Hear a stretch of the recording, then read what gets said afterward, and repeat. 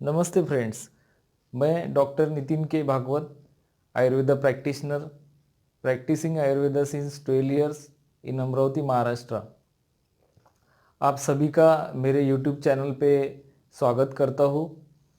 और आज हम बहुत ही एक इम्पॉर्टेंट टॉपिक पर बात करने वाले हैं, जिसका नाम है अम्ल पित्त, हाइपर एसिडिटी और पित्त की बीमारी।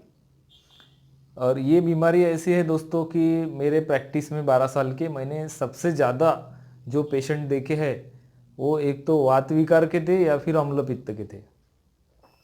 तो इतने सारे लोगों को ये बीमारी होती है, तो इसलिए हम आज इस बीमारी के बारे में सविस्तर में जानेंगे। और ये कैसी होती है, क्यों होती है, इसका इलाज क्या है, वो मैं आपको आखिरी में बताऊंगा। और इसके लक्षण क्या होते हैं, इस पर हम सब बात करने वाले हैं। तो चलिए, तो आज का टॉपिक स्टार्ट करते हैं इसकी व्याख्या के साथ में।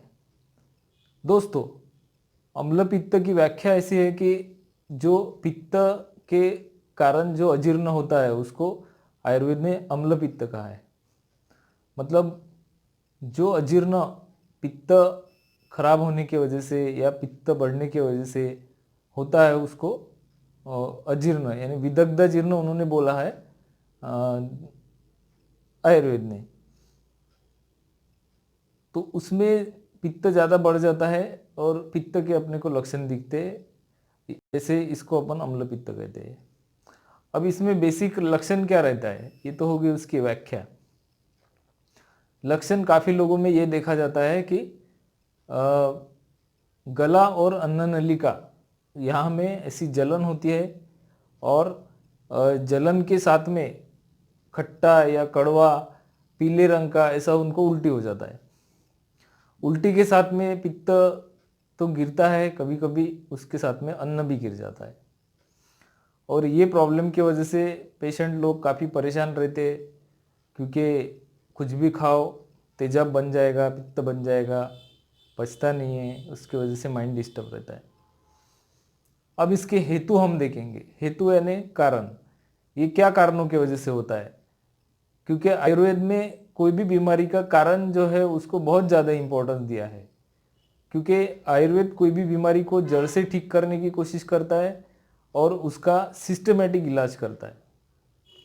तो इसके कारणों में सबसे इम्पोर्टेंट है, ये एक तो अनुवंशिक रहता है। मतलब फैमिली में किसी को है तो वो आगे किसी को हो जाएगा, ये इसका एक रीज़न है। बाद में लेट खाना खाने की आदत रहती है, बहुत से लोगों को बहुत लेट खाते हैं। दोपहर का खाना 3 बजे खाएंगे, 4 बजे खाएंगे, रात का खाना 11 बजे खाएंगे और 10, 11, 12 के बीच में खाएंगे। तो इससे क्या होता है, ये पित्त के काल में खाना खाते हैं, उसके कारण इनका पित्त और बढ़ जाता है। उसके बाद खट्टी चीज़ें ज़्यादा खाना, तीखा ज़्यादा खाना, तली हुई चीज़ें ज़्यादा खाने की आदत रहती है। और उसके बाद में जो चीज़ों का अम्ल विपाक होता है, मतलब खाने के बाद में, वो पचने के बाद में जिनका विपाक अम्ल हो जाता है, ऐसी चीज़ें, उसमें दही भी आता है, खट्टा दही आता है उसमें। बहुत सी ऐसी बासी चीज़ें आती है जो खाने के बाद में उनका अम्ल विपाक हो जाता है।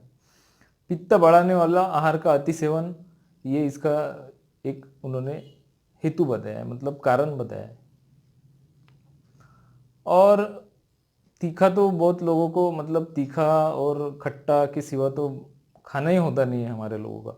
हम तो जहाँ पे रहते विदर्भ में, इधर तो लोगों को इतनी मिर्ची चाहिए खाने को कि मिर्ची अगर भाजी तीखी नहीं रही तो उनका खाने ही हलक से नीचे उतरता नहीं है। तो ये भी इसमें एक कारण है पित्त बढ़ने का। और इसमें एक कारण उन्होंने ये भी बताया कि बार बार जो लोगों को अजीर्ण होता है खाने के बाद में, खट्टी डकारें आती है और पेट भारी भारी लगता है, तो उसका इलाज ठीक तरीके से ना करना, और वो बार बार फिर होते होते वो अम्लपित्त बन जाता है। सबसे आखिर में इम्पोर्टेंट, लास्ट और सबसे इम्पोर्टेंट मेरे नज़र से देखा जाए तो एक इसका कारण है तनाव। तनाव बहुत से लोगों को रहता है, और ये तनाव के कारण ये लोगों का पित्त बहुत ज़्यादा सीक्रेट होता है बॉडी में, और तनाव की वजह से पूरा डाइजेशन सिस्टम इनका डिस्टर्ब हो जाता है। अब इसमें डिटेल में जाऊँ तो मैं बहुत कुछ बात कर सकता हूँ, लेकिन हमारे पास में टाइम की कमी की वजह से हम यहाँ पर इसको एक लक्षण ऐसा सोच के इसको छोड़ देंगे। फिर इसकी अवस्था यानी स्टेजेस कितनी है। स्टेजेस, हर बीमारी की स्टेजेस इंपॉर्टेंट रहती है, क्योंकि वो कौन से स्टेज में है वो हिसाब से हमको उसकी ट्रीटमेंट करना इजी होता है। तो पहले स्टेज में तो गले में जलन होती है, अपचन होता है, और खट्टी उल्टी होती है, खट्टी डकार जाती है, ये इसकी स्टेज 1 रहती है। बाद में सेकंड स्टेज में ये बीमारी जब जाता है तो फिर आमाशय में उनको मतलब पेट में जलन होती है, प्यास ज़्यादा लगती है। उसके बाद में भूख जो उनको लगती है वो रियल भूख नहीं रहती, उनको लगता है कि बहुत भूख लग रही है, लेकिन वो मतलब वो बीमारी की वजह से लगी हुई भूख रहती है। और ठंडा खाने की इच्छा होती है कुछ लोगों को, कुछ लोगों के पेट में दर्द होता है, तो ये सेकंड स्टेज में उसको रहता है, जिसको हम जो अल्सर बोलते हैं, मतलब पेप्टिक अल्सर हो गया या फिर डिओडिनल अल्सर हो गया, वो स्टेज 2 में जब अम्ल पित्त जाता है तो उसको अपन वो बीमारी से कोरिलेट कर सकते हैं। बाद में तीसरा इसका जो स्टेज आता है उसमें तो वो जो आमाशय रहता है, मतलब जो स्टमक रहता है, वो ऐसा प्रसार हो जाता है उसका, मतलब वो ऐसा फूल जाता है बोलो, या फिर वो उसका प्रसरण हो जाता है। तो वो ये तीसरी स्टेज में ऐसा हो जाता है। बाद में उसको छाती में और पीठ में दर्द होता है, दर्द होना शुरू हो जाता है, पेट में दर्द होता है, और फिर अल्सर भी इसमें से हो जाता है। अल्सर तो सेकंड स्टेज में आया है, लेकिन थर्ड में भी वो अल्सर काफ़ी बड़ी मात्रा में फिर इनको बढ़ जाता है। अब इसके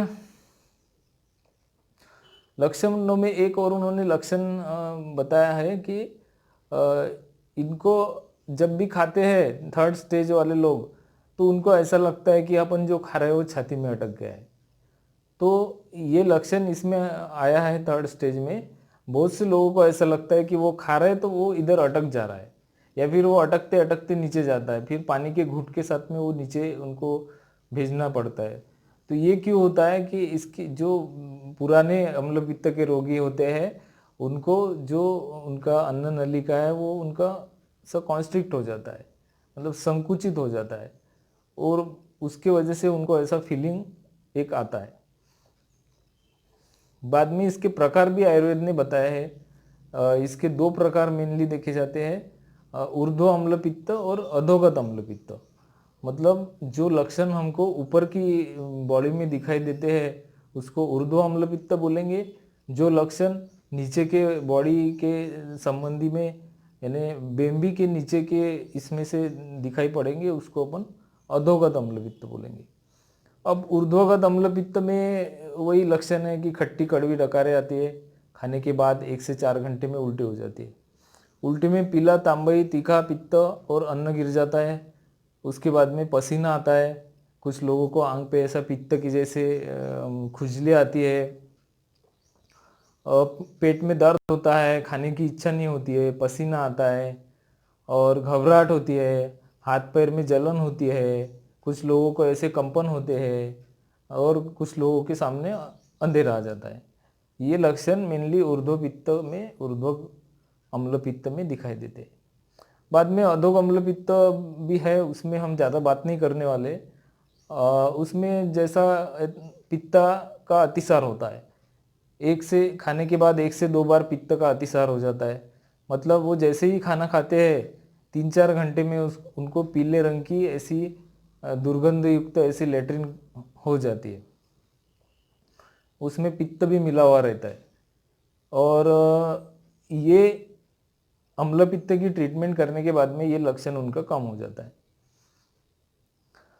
फिर ये जब दोनों बीमारियां या फिर इनमें से एक बीमारी अगर बहुत दिनों तक रहती है, तो फिर इनको इसमें से कॉन्स्टिपेशन, कब्जी, उसके बाद में गुल्म नाम का एक बीमारी है आयुर्वेद में, जैसे पेट में कोई बोलते ना ऐसा गोला आता है, गोला आ गया, पेट ऐसा भारी हो गया, तो वो गुल्म उसको आयुर्वेद में बोलते हैं।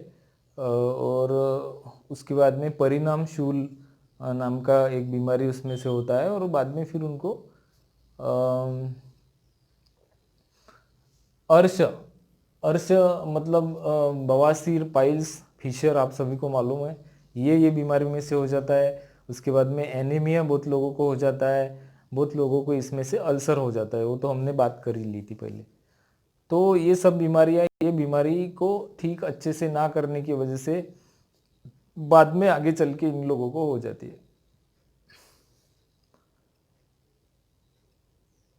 और इसमें एक कंडीशन ऐसी बोली है कि एक जरत पित्त करके इसमें बोला है कि कुछ भी खाना खाएंगे तो थोड़ी देर के बाद में उल्टी हो जाती है, खाने के बाद में पेट दर्द कम हो जाता है और अपचन हो जाता है, लेकिन उसमें का कुछ भाग शरीर के अंदर शोषित होने की वजह से वो आदमी जिंदा रहता है।